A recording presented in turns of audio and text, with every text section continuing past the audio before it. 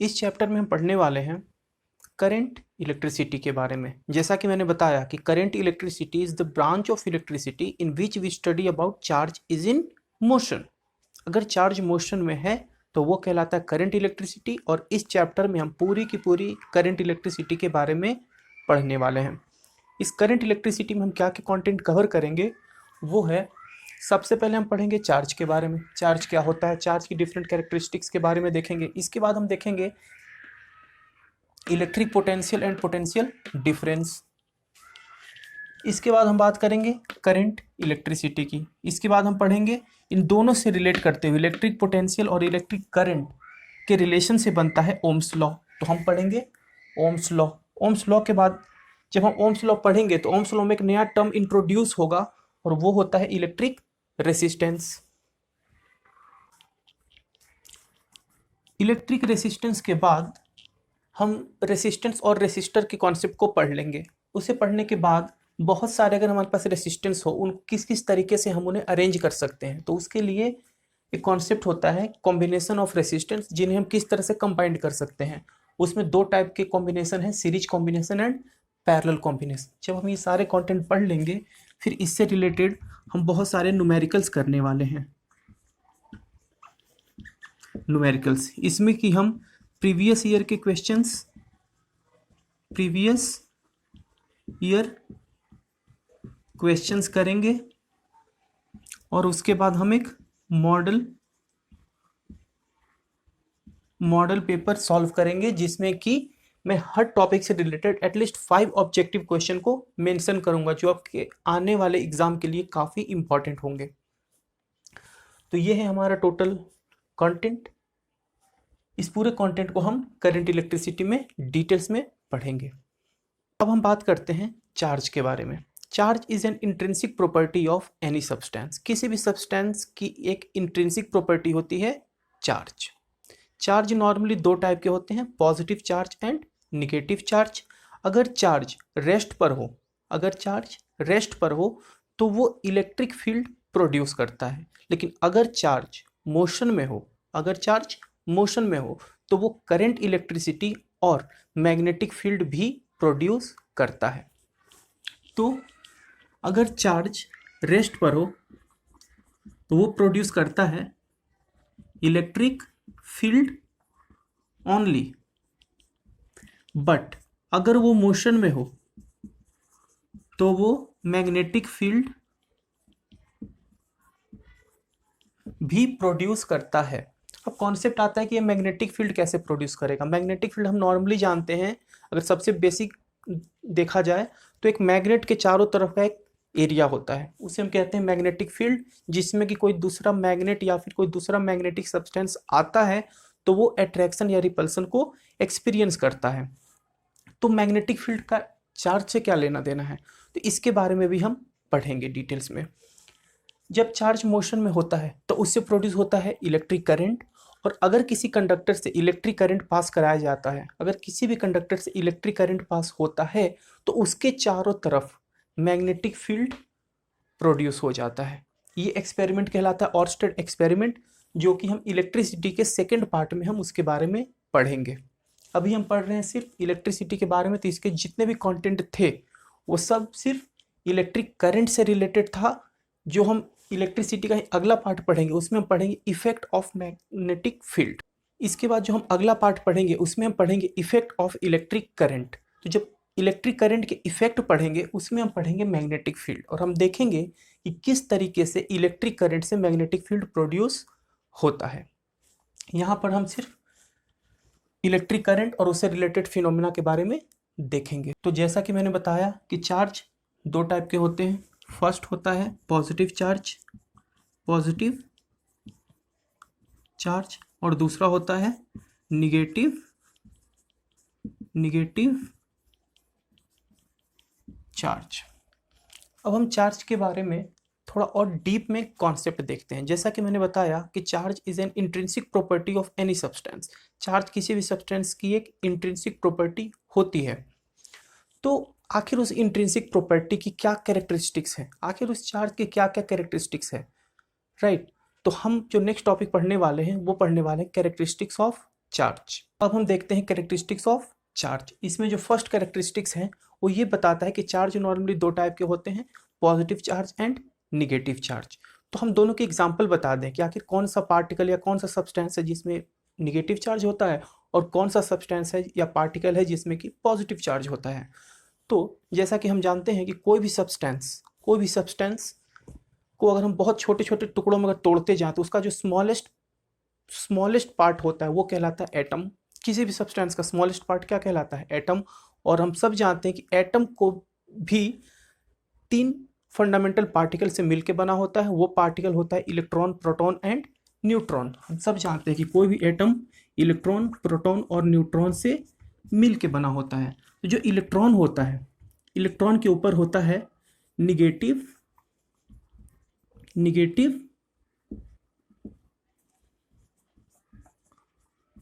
Charge, और अगर proton की बात करें तो प्रोटॉन के ऊपर होता है पॉजिटिव चार्ज। अगर न्यूट्रॉन की बात करें तो न्यूट्रॉन नॉर्मली न्यूट्रल होता है और इसके ऊपर कोई चार्ज नहीं होता।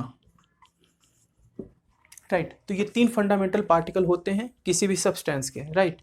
तो अगर हमसे कोई एग्जांपल पूछे कि निगेटिव चार्ज का कोई एग्जांपल बताएं तो हम बता सकते हैं कि इलेक्ट्रॉन के पास होता है निगेटिव चार्ज, प्रोटॉन के पास होता है पॉजिटिव चार्ज और न्यूट्रॉन के ऊपर होता है नो चार्ज, उसके ऊपर कोई चार्ज नहीं होता।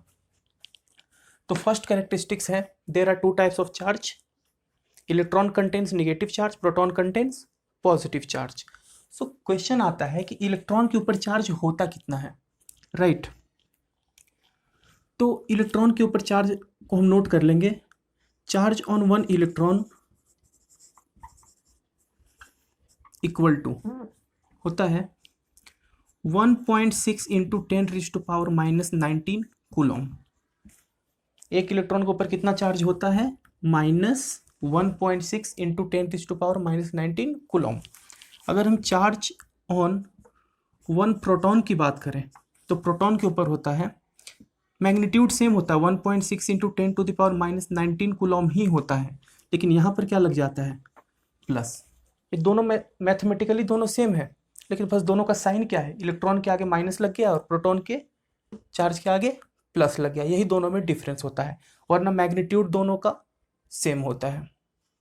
अब हम देखते हैं सेकंड कैरेक्टरिस्टिक्स। सेकंड कैरेक्टरिस्टिक्स कहता है कि like charge are repel to each other while unlike charge attract to each other. इसका मतलब क्या है कि अगर कोई दो चार्ज, जैसे मैंने बताया कि 2 टाइप के चार्ज होते हैं, पॉजिटिव और निगेटिव, तो अगर 2 पॉजिटिव चार्ज कांटेक्ट में आने की कोशिश करते हैं तो ये दोनों एक दूसरे को रिपेल करता है। अगर निगेटिव चार्ज और निगेटिव चार्ज हो तो ये भी एक दूसरे को रिपेल करेगा, लेकिन अगर पॉजिटिव और निगेटिव चार्ज हो तो वो एक दूसरे को अट्रैक्ट करेगा। सो सेकेंड कैरेक्टरिस्टिक्स का स्टेटमेंट क्या है? Like charges are repel to each other while unlike charge attract to each other.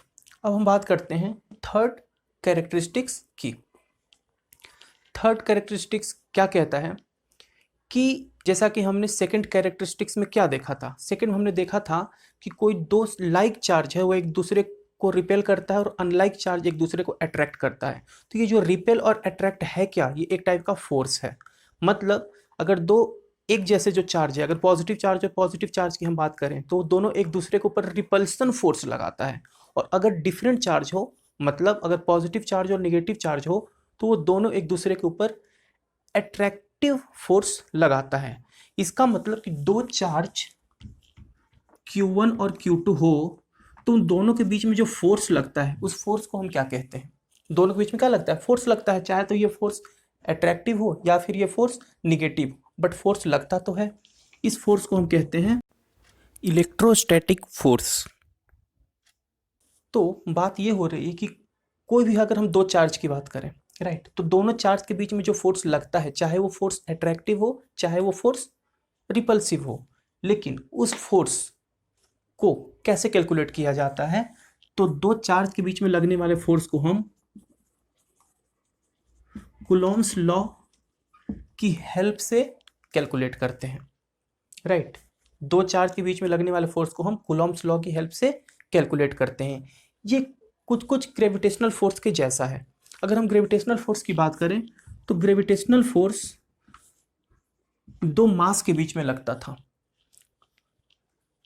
Right. Gravitational force क्या लगता था? दो मास के बीच में। और वो फोर्स का फॉर्मूला किसने दिया था? न्यूटन्स ने। तो वो कहलाता है न्यूटन्स लॉ। और ये क्या है? Coulomb's law. ये फॉर्मूला, दो चार्ज के बीच में फोर्स का फॉर्मूला किसने दिया था? कूलॉम्स ने दिया था। तो उससे हम कहते हैं कूलॉम्स लॉ। और दो मास बॉडी के बीच में लगने वाले फोर्स को हम कहते हैं ग्रेविटेशनल फोर्स। वो दिया था न्यूटन ने। तो चार्ज के बीच के फोर्स की बात करें तो वो फोर्स भी डायरेक्टली प्रोपोर्शनल होता है Q1 Q2 के, और दोनों के बीच के डिस्टेंस r के इन्वर्सली प्रोपोर्शनल होता है। ग्रेविटेशनल फोर्स भी कुछ वैसा ही होता है। ग्रेविटेशनल फोर्स क्या है? डायरेक्टली प्रोपोर्शनल होता है m1 m2 के, और इन्वर्सली प्रोपोर्शनल होता है r स्क्वायर के। सेम चीज मैंने ग्रेविटेशन में बताया था, इलेक्ट्रिसिटी में भी सेम कॉन्सेप्ट है, बस m की जगह q है।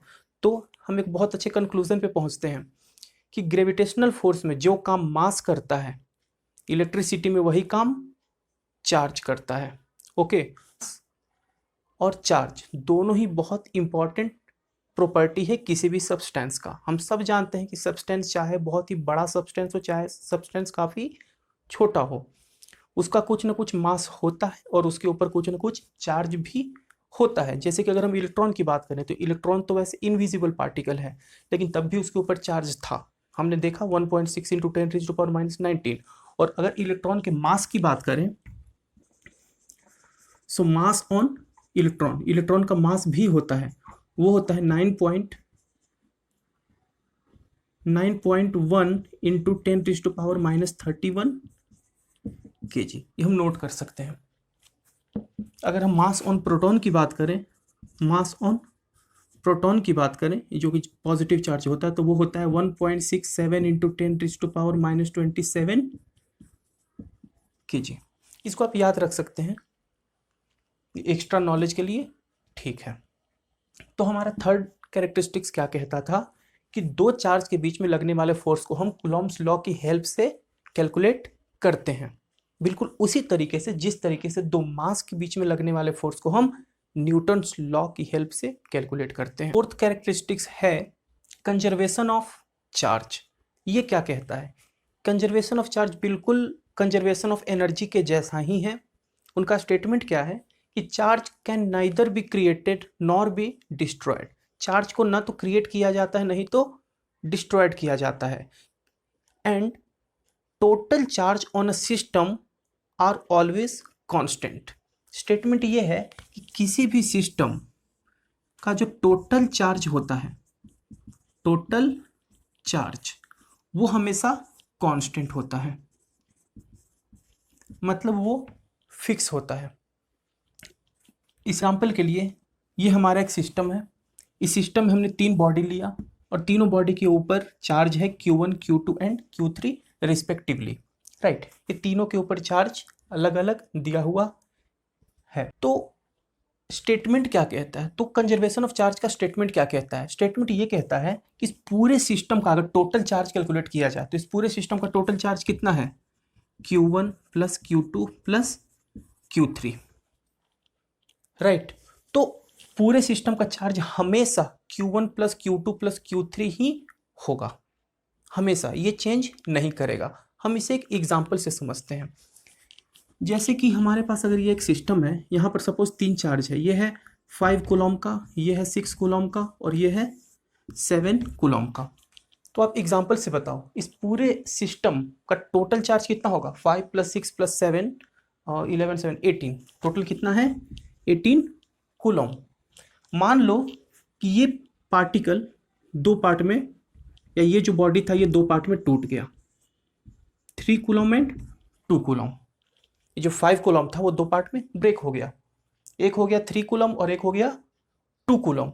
अब यहाँ पर बताओ पूरे सिस्टम का टोटल चार्ज कितना है? अब भी अगर कैलकुलेट करेंगे तो पूरे सिस्टम का चार्ज है 18 कूलॉम ही। अगर हम 7 कूलॉम का चार्ज भी दो पार्ट में ब्रेक हो जाता है, एक हो जाता है 4 कूलॉम, एक हो जाता है 3 कूलॉम।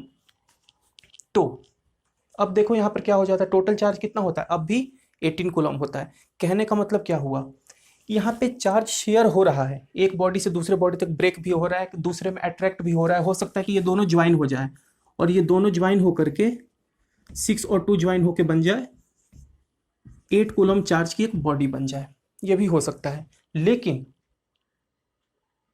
कॉमन फैक्टर क्या है कि हर बार हर सिचुएशन में जो टोटल चार्ज है वो कितना है, 18 कूलम। कंजर्वेशन ऑफ चार्ज यही कहता है पूरे सिस्टम का जो टोटल चार्ज है वो हमेशा कांस्टेंट होता है। चाहे बीच में बॉडी एक दूसरे पर शेयरिंग करता रहे, एक बॉडी दूसरे को चार्ज दे, दूसरे से ले, वो चलेगा, लेकिन पूरे सिस्टम का जो टोटल चार्ज होता है वो हमेशा फिक्स होता है, हमेशा कांस्टेंट होता है।